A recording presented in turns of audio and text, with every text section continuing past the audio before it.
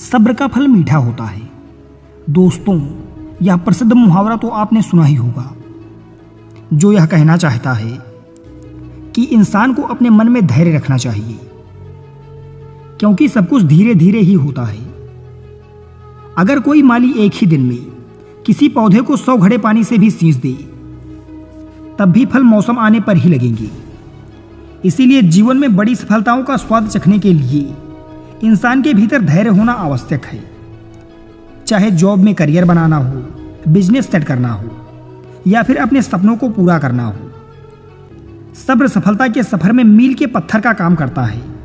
आज की इस भागदौड़ भरी दुनिया में, जहां हम 2 मिनट में बन जाने वाली मैगी की तरह सब कुछ जल्दी से हासिल कर लेना चाहते हैं, जिसके चलते सब्र और धैर्य जैसे कॉन्सेप्ट कहीं पीछे छूटते जा रहे हैं। आज के इस वीडियो में हम धैर्य और बड़ी सफलताओं को हासिल करने में धैर्य मतलब पेशेंस कितना महत्वपूर्ण भूमिका निभाता है, इस बारे में विस्तार से जानेंगे एक कहानी के माध्यम से।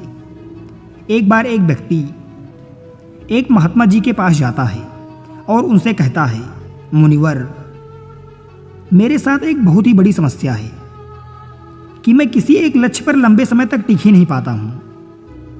मैं अक्सर उत्साह में आकर अपने लिए कोई लक्ष्य निर्धारित कर लेता हूं और कुछ समय तक उस पर काम भी करता हूं, लेकिन कुछ समय पश्चात जब मुझे मनचाहे परिणाम नहीं मिलते, तो मेरा मन उस काम से ऊबने लगता है, भटकने लगता है। फिर मैं उस काम को छोड़कर किसी दूसरे काम को अपना लक्ष्य बना लेता हूं, और फिर उस लक्ष्य के साथ भी यही होता है।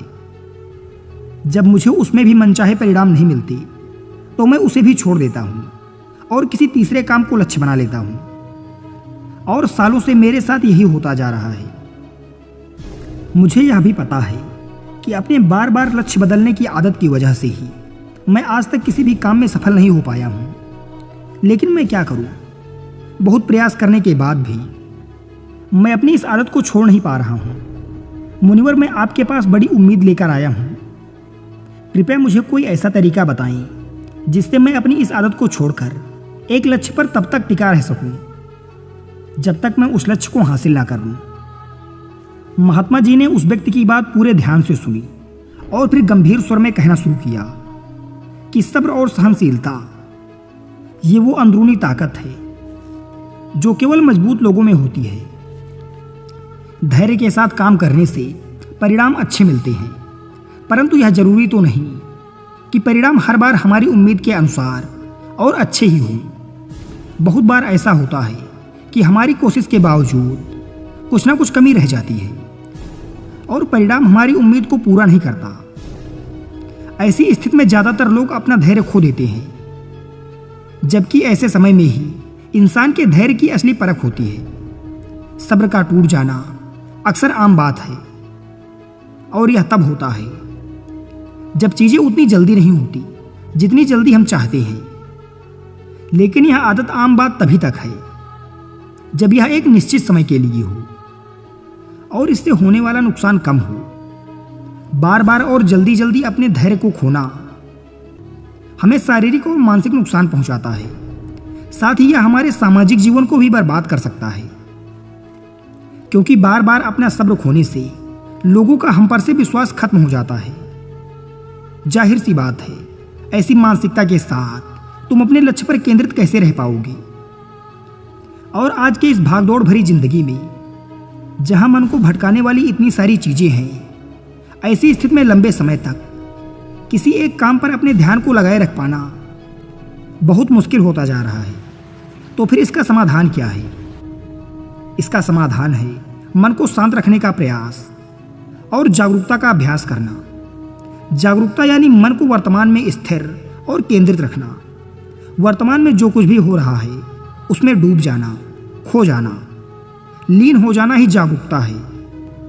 ध्यान रहे, इसमें अतीत या भविष्य से हटकर पूरी तरह से वर्तमान में रहना होता है, और तुम जो कुछ भी कर रहे हो उसे पूरी तरह से महसूस करना है। यह एक ऐसा अभ्यास है जिसे नियमित रूप से करने से तुम इसे जिंदगी के हर पहलू में लागू कर सकते हो। जागरूकता और ध्यान का अभ्यास करने के कई गजब के शारीरिक और मानसिक फायदे होते हैं। जैसे इसके नियमित अभ्यास से अच्छी नींद आती है, तनाव कम होता है, इंसान पूरे दिन हल्का और खुश महसूस करता है। साथ ही मन शांत रहता है और एकाग्रता भी बढ़ती है, जिससे लोग अपने काम पर अच्छे से ध्यान दे पाते हैं। ध्यान और जागरूकता का महत्व और इसके फायदे के बारे में जानने के बाद अब अगला प्रश्न उठता है कि जागरूकता का अभ्यास कैसे करना है और कौन सी जरूरी बातों का ध्यान रखना है।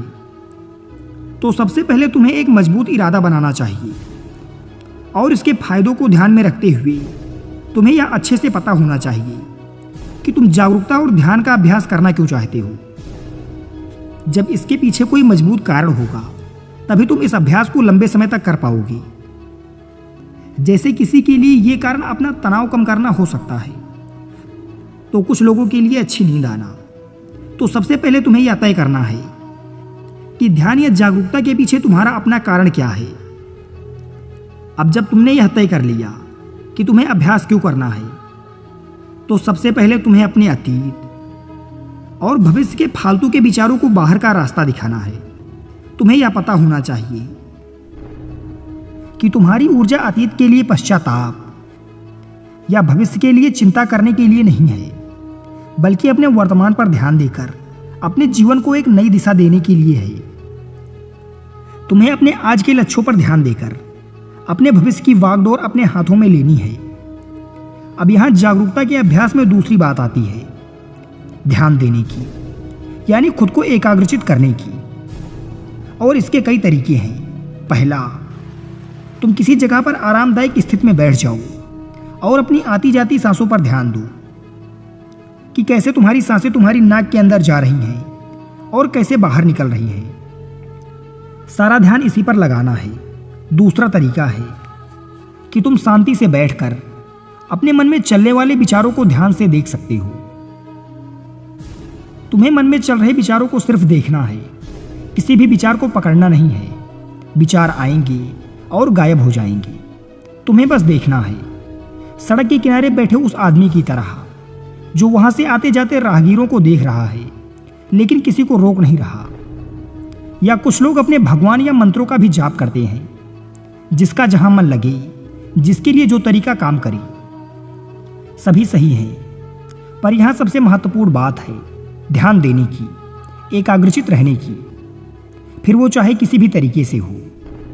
इसी तरह जागरूकता का अभ्यास करने का एक और जबरदस्त तरीका है, वह है अभी वर्तमान में तुम्हारे आसपास जो भी कुछ हो रहा है उस पर ध्यान देना। जैसे किसी चीज की आवाज, सुगंध, हवा, या फिर तुम कहीं चल रहे हो तो उसके आसपास की हर एक चीज पर बारीकी से ध्यान दो। ऐसे ही अगर कुछ खा रहे हो तो उसका स्वाद, आकार, रंग और सुगंध, हर एक चीज को देखते और महसूस करते उसे खाना। इस तरह अपनी सारी इंद्रियों की मदद से जागरूकता का अभ्यास बड़े ही शानदार तरीके से किया जा सकता है। इसमें अलग से किसी शांत जगह पर जाने की जरूरत नहीं, बल्कि जो कुछ भी तुम कर रहे हो बस उसे महसूस करना है। अपनी जिंदगी में हर एक इंसान कभी ना कभी ऐसी स्थिति में जरूर पहुंचता है जहां उसे लगता है कि वह अटक चुका है, उसे आगे कोई रास्ता नजर नहीं आता, उसकी सफलता रुक सी जाती है। असल में हम कितनी ही सटीक योजना क्यों ना बना लें, कुछ बाहरी परिस्थितियां हमारे हाथ में नहीं होती, या फिर कभी हम अपनी क्षमताओं का सही अनुमान नहीं लगा पाते और ऐसे लक्ष्य तय कर लेते हैं जो उस समय हमारे लिए हासिल कर पाना लगभग असंभव होता है। तो ऐसी स्थिति में सब कुछ छोड़ देने का मन करता है। इसी वजह से ज्यादातर लोग लक्ष्य तो निर्धारित कर लेते हैं लेकिन अपनी योजना पर लंबे समय तक टिक नहीं पाते और हार मानकर अपना लक्ष्य बदल देते हैं या फिर योजना। जबकि बहुत बार ऐसे पलों में बस एक धक्के की जरूरत पड़ती है जो हमें उत्साहित कर सके। जब किसी काम में हमारी प्रगति हमारी उम्मीद से कम होती है या फिर नहीं होती, तब हम सबसे पहले उस काम को ही छोड़ देना चाहते हैं। यह स्वाभाविक है क्योंकि यही सबसे आसान काम लगता है उस समय, लेकिन यही सबसे खतरनाक भी है क्योंकि अगर बार बार हार मान लेने की आदत पड़ गई तो फिर किसी भी काम में सफल होना तुम्हारे लिए बहुत मुश्किल हो जाएगा। ऐसी स्थिति में तुम्हें अपनी मानसिकता को बदलने की जरूरत है। सबसे पहले जो हो रहा है उसका सही से मूल्यांकन करना, गलतियों का पता लगाना और फिर उसके हिसाब से योजनाओं को नए तरीके से बनाने की जरूरत होती है। भविष्य की चिंता छोड़कर वर्तमान के काम पर ध्यान लगाना और मन लगाकर अपने काम को पूरी जागरूकता के साथ करना तुम्हें फिर से अंदर से उत्साह से भर देगा। तुम्हें इस बात को हमेशा याद रखना है कि मुश्किलें और असफलताएं भी जिंदगी का एक हिस्सा हैं। ये हमें कुछ नया सिखाते हैं और हमारे व्यक्तित्व के निर्माण में महत्वपूर्ण भूमिका निभाते हैं। अपनी मानसिकता को एक नई सोच देकर तुम सफलता के पीछे आने वाली छोटी छोटी असफलताओं को एक मौके के रूप में देख सकते हो। तुम्हें अपने अंदर एक सकारात्मक मानसिकता विकसित करनी चाहिए जो कभी भविष्य में आने वाली चुनौतियों के लिए तुम्हें मानसिक रूप से तैयार रखेगा। तुम अपने सोचने का नजरिया बदलकर अपनी परिस्थितियां बदल सकते हो। हमेशा ऐसे लक्ष्य तय करो जो हासिल किए जा सकते हो। अक्सर असफलता या आगे ना बढ़ने का एक बड़ा कारण यह भी होता है कि व्यक्ति खुद से ऐसी ऐसी उम्मीदें पाल लेता है जिसे पूरा कर पाना बहुत ही मुश्किल होता है और फिर वह जल्दी ही निराश या उदास हो जाता है। अगर तुमने समाज या घर वालों के दबाव में आकर कोई ऐसा लक्ष्य तय कर लिया जो ना तो वास्तविक है और ना ही पाने योग्य है, तो फिर तुम उसे पाने के लिए चाहे कितनी ही अच्छी योजनाएं बना लो, सफलता मिलने की संभावना बहुत ही कम होती है। हम अपने आसपास देखते हैं कि लोग सालों साल अवास्तविक लक्ष्य बनाकर उसके पीछे बर्बाद कर देते हैं और आखिरकार एक दिन थककर हार मान लेते हैं। अगर सही योजना और कड़ी मेहनत के बाद भी तुम्हें उचित परिणाम नहीं मिल रहे हैं, तो फिर तुम्हें अपने लक्ष्य में कुछ बदलाव करने की जरूरत है और ऐसा करने से तुम किसी से कमजोर नहीं हो जाती। हम सब अलग हैं, हमारे अंदर अलग अलग विशेषताएं हैं, हमारी सोच अलग है, हमारी परिस्थितियां अलग हैं, हमारे सपने अलग हैं। इसीलिए किसी की देखा देखी, किसी की नकल ना करी, किसी के दबाव में ना आकर तुम अपने लिए वो लक्ष्य बनाओ जो तुम्हारे लिए सबसे सही हो। तभी तुम अपना सर्वश्रेष्ठ प्रदर्शन कर सकते हो और इसमें सफल होने की संभावना भी है। जब लोगों को उम्मीद के अनुसार परिणाम नहीं मिलते तो वो भूल जाते हैं कि उन्होंने ये लक्ष्य क्यों बनाया था। अपने लक्ष्य हासिल करने के लिए जब हम योजनाएं बनाते हैं तो इसके पीछे दो प्रमुख कारण होते हैं, एक आंतरिक और दूसरा बाहरी। जब किसी भी काम में प्रगति धीमी पड़ जाए या तुम्हारा उस काम को करने में मन ना करे या फिर तुम हार मान लो कि अब मुझसे नहीं होगा, ऐसी स्थिति में तुम्हें अपने क्यों को याद करना है कि तुमने ये लक्ष्य क्यों बनाया था। खुद को याद दिलाना है कि तुम अगर हार मान लोगी तो इससे तुम्हारे अपने और तुमसे जुड़े लोगों के जीवन में क्या प्रभाव पड़ेगा। अपने लक्ष्य के पीछे के मजबूत कारण को याद करना तुम्हें ऐसी स्थिति में हौसला देगा जब तुम हार मानने वाले होगी। तुम्हारी उम्मीदें यह बताती हैं कि जो काम कर रहे हो उसका परिणाम कैसा होना चाहिए। हम कितनी और कैसी उम्मीदें रखेंगे यह बहुत सी चीज़ों पर निर्भर करता है, जैसे हमारे अतीत के अनुभव, समाज की राय, बाहरी परिस्थितियां इत्यादि शामिल हैं। तुमने भी अनुभव किया होगा कि जब तुम्हारे परिवार, समाज या आसपास के लोग जब अच्छा कर रहे हों तब तुम्हारे ऊपर उनसे अच्छा करने का तनाव बढ़ने लगता है। लेकिन ऐसी स्थिति में तुम्हें किसी की देखा देखी या दबाव में आकर कोई काम नहीं करना चाहिए, बल्कि अपनी काबिलियत, समय और परिस्थिति की जानकारी के अनुसार ही अपना लक्ष्य तय करके उस पर काम करना चाहिए। वैसे भी इस दुनिया में सबके सारे सपने कहाँ पूरे होते हैं, लेकिन उम्मीद पूरी ना होने की स्थिति में कुछ लोग टूट जाते हैं और हार मान लेते हैं, जबकि वहीं दूसरी तरफ कुछ लोग नए सिरे से, नए जोश के साथ उस काम को पूरा करने में जुट जाते हैं। कभी सोचा है ऐसा क्यों होता है कि एक परिस्थिति में लोग इतनी अलग अलग प्रतिक्रियाएं क्यों देते हैं? क्योंकि हम सब एक दूसरे से अलग हैं, हमारी सोच और क्षमताएं अलग अलग हैं। वैसे तो उम्मीद या अपेक्षाएं रखना गलत नहीं है, लेकिन यह हमें अंदर से उत्साहित और जोशीला बनाए रखती हैं। लेकिन जरूरत से अधिक उम्मीद और अपेक्षाएं रखना चिंता और तनाव का कारण बन सकती हैं। इसीलिए हमारी अपेक्षाएं हमेशा वास्तविक होनी चाहिए, क्योंकि निराशा का सबसे बड़ा कारण होता है अवास्तविक लक्ष्य बना लेना। तुम्हें अपने लक्ष्य तय करने से पहले अपनी योग्यता, अपनी जानकारी, पसंद, परिस्थितियां, समय और उपलब्ध संसाधन पर ध्यान देना चाहिए और उसी के अनुसार अपना लक्ष्य बनाना चाहिए, ताकि तुम अपनी क्षमताओं और जानकारियों का सही उपयोग करके अपना सर्वश्रेष्ठ प्रदर्शन कर सको, ना कि किसी की देखा देखी या प्रभाव में आकर खुद को ऐसे काम में झोंक दो जिसके लिए तुम्हें बाद में पछताना पड़े।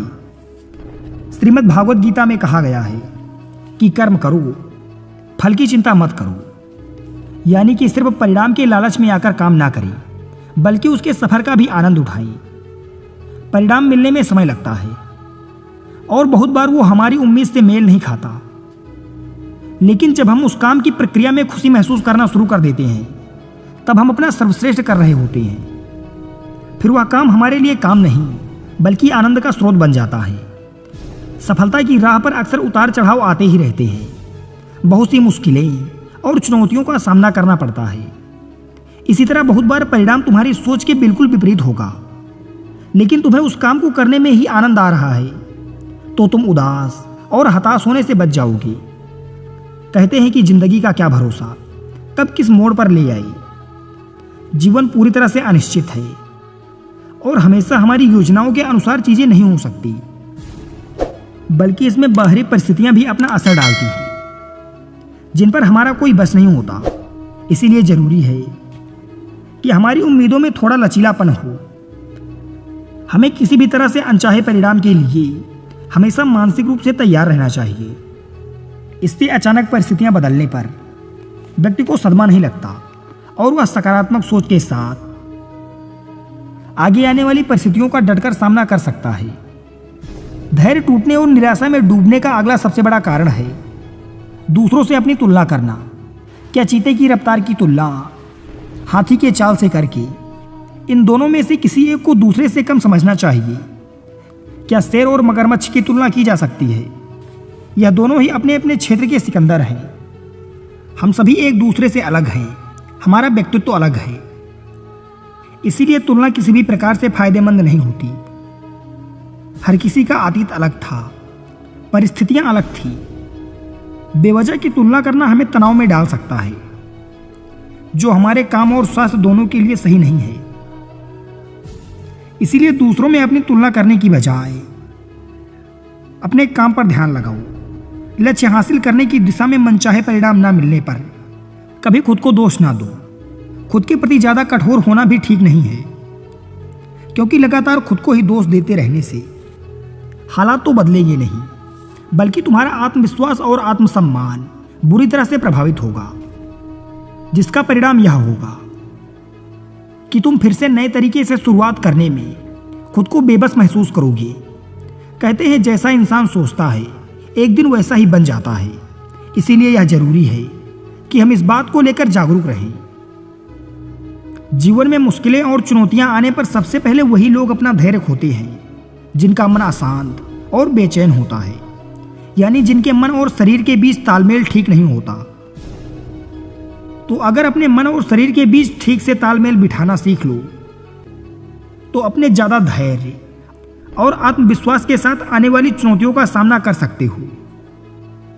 तो वह प्रश्न उठता है कि शरीर और मन के बीच संतुलन कैसे बनाया जाए। तो ऐसा करने के बहुत से तरीके हैं, जैसे हर सुबह ध्यान का अभ्यास करना, गहरी सांसें लेना, जागरूकता का अभ्यास करना, प्रकृति के साथ जुड़ना, योग और प्राणायाम जैसे अभ्यासों को जीवन का हिस्सा बनाना इत्यादि। एक और चीज जो व्यक्ति को ज्यादा धैर्यवान और खुशहाल बनाती है, वो है आभार व्यक्त करना। इंसान का पूरा ध्यान उन चीजों पर होता है जो उसके पास नहीं है, तो यह उसके अंदर बेचैनी पैदा करती है। फिर वह इस बेचैनी में आकर अपना धैर्य खो देता है और ऐसा निर्णय करने लगता है जो उसे असफलता की ओर ले जाते हैं। फिर यह असफलता उसे और बेचैन कर देती है और फिर इस तरीके से यह एक चक्र बन जाता है जिस पर व्यक्ति उलझ कर रह जाता है। आभार व्यक्त करना एक ऐसा अभ्यास है जिसमें जानबूझकर जिंदगी में होने वाली अच्छी चीजों पर ध्यान देते हैं और उसके लिए खुशी महसूस करते हैं। हमें हर दिन थोड़ा सा समय निकालकर हर उस छोटी से छोटी चीज के लिए आभार प्रकट करना चाहिए जिसने हमारे जीवन को खुशहाल, समृद्धि और आसान बनाया है।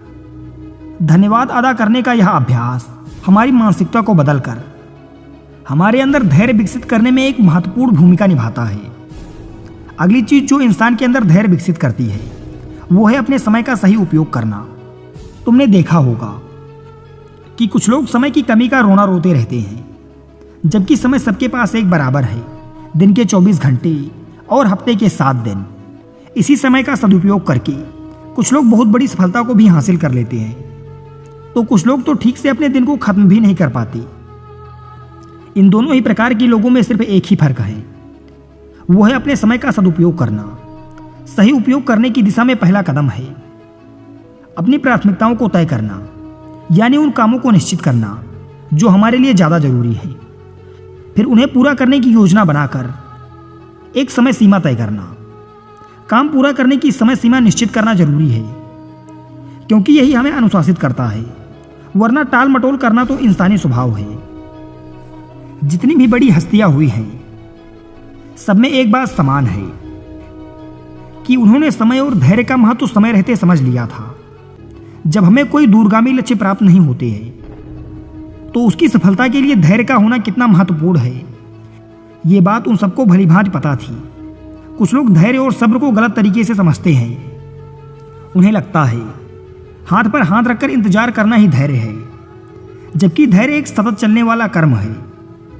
धैर्य के साथ लगातार परिश्रम करना भी जरूरी है, तभी हम अपना लक्ष्य हासिल कर सकते हैं। हर काम के लिए एक निश्चित समय लगता है। बदलता मौसम भी इस बात को सिद्ध करता है। बड़े और महत्वपूर्ण लक्ष्यों को हासिल करने में समय, दृढ़ता और धैर्य लगता है। बड़े लक्ष्य के लिए बड़े धैर्य की भी आवश्यकता होती है, क्योंकि धैर्य हमें डटे रहने में मदद करता है। ऐसे समय में जब कोई कहीं से परिणाम नहीं दिखाई देता, धैर्य हमारी निराशा को दूर करता है और हमारा हौसला बढ़ाता है, जिससे हम अपने लक्ष्य को हासिल करने की दिशा में लंबे समय तक दृढ़ता और कर्तव्य निष्ठा के साथ लगे रहते हैं। इतना कहने के बाद महात्मा जी ने अपनी बात समाप्त की और वे मौन हो गए। अब तक उस व्यक्ति को भी धैर्य और सफलता प्राप्ति में संबंध का पता चल चुका था। उसने महात्मा जी का धन्यवाद किया और वहां से चला गया। प्यारे दोस्तों, अगर आप भी अपने जीवन में कोई बड़ा मुकाम हासिल करना चाहते हैं तो धैर्य और पूरे आत्मविश्वास के साथ लगे रहें।